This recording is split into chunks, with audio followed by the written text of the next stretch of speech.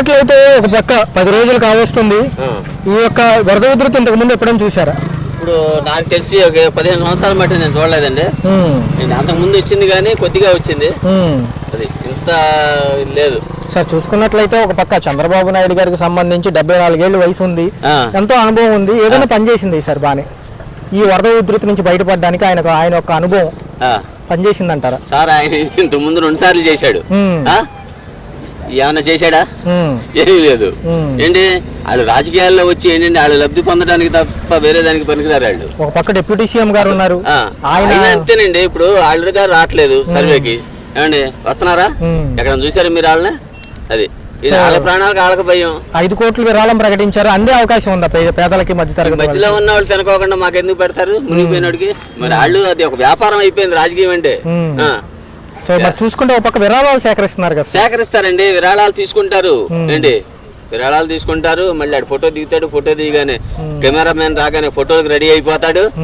నీలాంటి వాళ్ళకి నాలాంటి నలుగురికి పనిచేసేసి పక్క వెళ్ళిపోతాడు ఆ డబ్బులు తీసుకుని. అంటే 9 రోజులు కష్టపడాలని ఆయన చెప్తున్నారు కదా. ఉట్టి మాటలు అవన్నీ. ఎవడు రమ్మానండి ఈ రోడ్డుకి ఎవడన్నా వచ్చాడేమో, వాటర్ ట్యాంక్ రోడ్డు కంట్రీకి వచ్చిన మగోడు ఎవడన్నా ఉన్నాడని చెప్పమని చెప్పండి సార్. చూసుకున్నట్లయితే మీకు సుమారు ఎంత ఆస్తి నష్టం జరిగింది సార్ ఈ వారం? మాకు 1,50,000 రూపాయలు పోయిందండి. ఇంతవరకు మాకు లోతు పైన నీళ్లు ఉన్నాయి ఇంక ఇంట్లో. అది ఓకే సార్. ఏదన్నా కార్పొరేటర్ కానివ్వండి, వార్డు మెంబర్ కానివ్వండి, ఎమ్మెల్యే గారు కానీ ఎవరైనా వచ్చి రావడం జరిగింది? ఎమ్మెల్యే గారు ఈ రోడ్లకు రాలేదండి, ఎందుకంటే వాళ్ళకి భయం, మునిగిపోతారు కదా. మెయిన్ రోడ్డుకి రావటం, ఫోటోలు దిగటం, వెళ్ళిపోవటం. ఈ సందులోకి రారు, మరి వాళ్ళే ప్రాణాలు కదా. మరొక అంశం ఏంటంటే జనాలు కానివ్వండి, ప్రతిపక్షాలు కానివ్వండి, మాజీ ముఖ్యమంత్రి ఎవరైతే ఉన్నారో ఆయన ఉంటే ఇప్పుడు పరిస్థితి ఎలా ఉంది? ఎవరున్నా అంతేనండి, విపత్తుని ఎవడో ఆపలేడు. వాళ్ళ మీద వీళ్ళు, వీళ్ళ మీద వాళ్ళు, ఏంటంటే వెళ్ళిపెట్టి స్కూల్ పిల్లలాగా పిత్రులు చెప్పుకొని ఆడి మీద వీడి మీద ఆడు చెప్పుకోవడం తప్ప ఏమీ లేదు. వాలంటీర్ వ్యవస్థ ఉంటే ఎలా ఉండేది? వాలంటీర్ వ్యవస్థ ఉంటే కొద్దిగా పర్వాలా, అన్ని ఇంటింటికి అంది. ఈ టైంలో అవి కూడా అందవు, ఎందుకంటే వాళ్ళు పక్క తప్పుకుంటారు కదా. సార్ ఇంకొక అంశం చూసుకుంటే ప్రకాశం బ్యారేజీ పడవ ఉధృతి ఏదైతే జరిగిందో ఆ ఉదంతంలో కొంతమంది సహజంగానే జరిగింది అంటున్నారు, కొంతమంది కావాలంటారు. చెప్తున్నానుగా, ఎలిమెంటరీ స్కూల్ పిల్లలాగా వాళ్ళ మీద వీళ్ళు, వీళ్ళ మీద వాళ్ళు ఇట్లా చెప్పుకుంటాం తప్ప ఏమీ లేదు. ఎవడు గుద్దేస్తాడండి ఎవడి ప్రాణాలకు తెగించి? ఏంటి ఎవడన్నా గుద్దేస్తాడు, వెళ్ళి అడుగు సస్తాడుగా పిల్లల కింద పడి ఏంటి అట్టాగి చెప్పుకుంటా ఉంటారు. ఏంటంటే అదొక డ్యామేజ్ తీసుకురావడానికి. ఏంటి సో ఫైనల్ గా చూసుకున్నట్లయితే ఇది మొత్తం క్లియర్ అవడానికి ఎన్ని రోజులు పడుతుంది?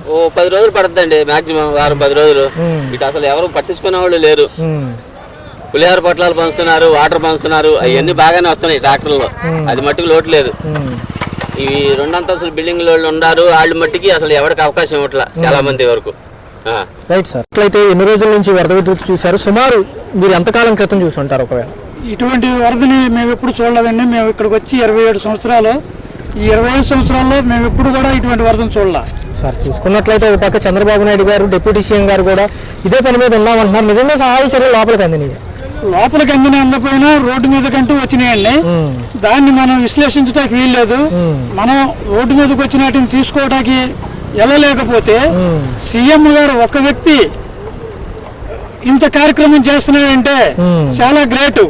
మేము శనివారం రోజున మిలిటరీ వారికి ఫోన్ చేశాం.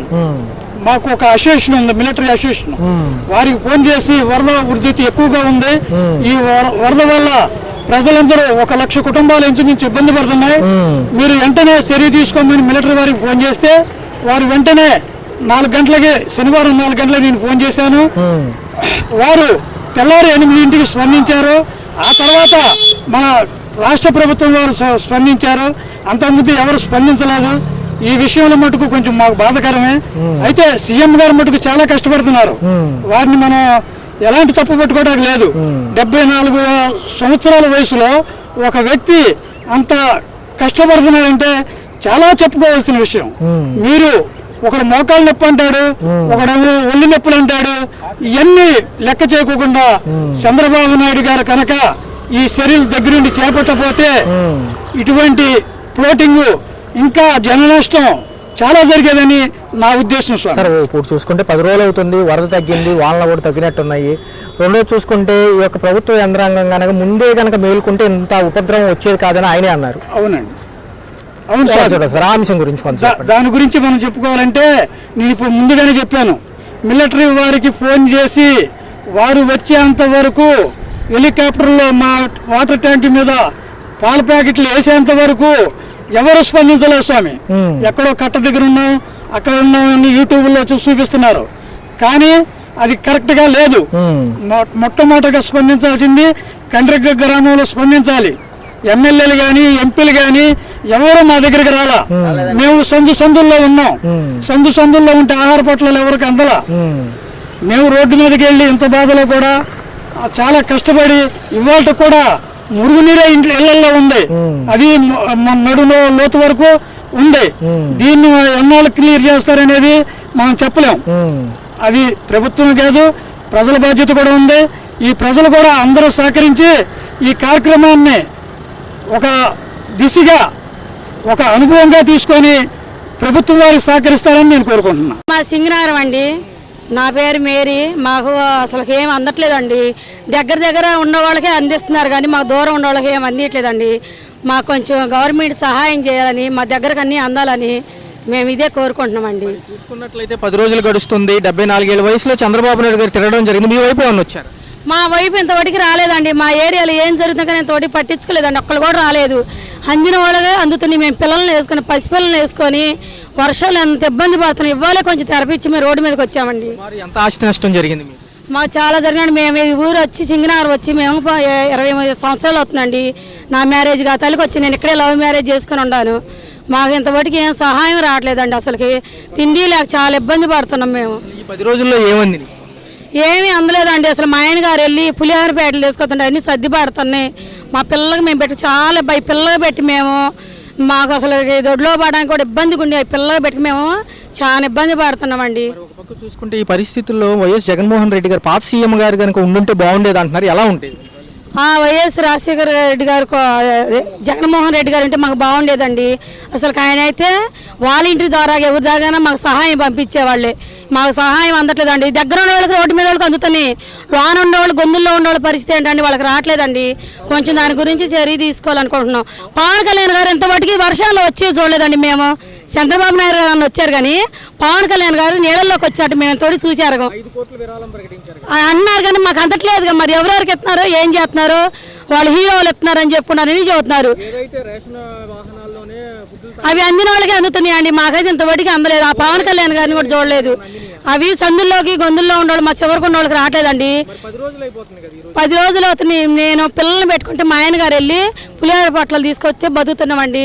మా గురించి కొంచెం ఆలోచన ఇవ్వాలి సందులో వాళ్ళు, కానీ మేము ప్రభుత్వాన్ని కోరుతున్నామండి. అదే జగన్మోహన్ రెడ్డి గారు ఉండేది మాకు ఎంత సహాయం చేసేవాళ్ళు.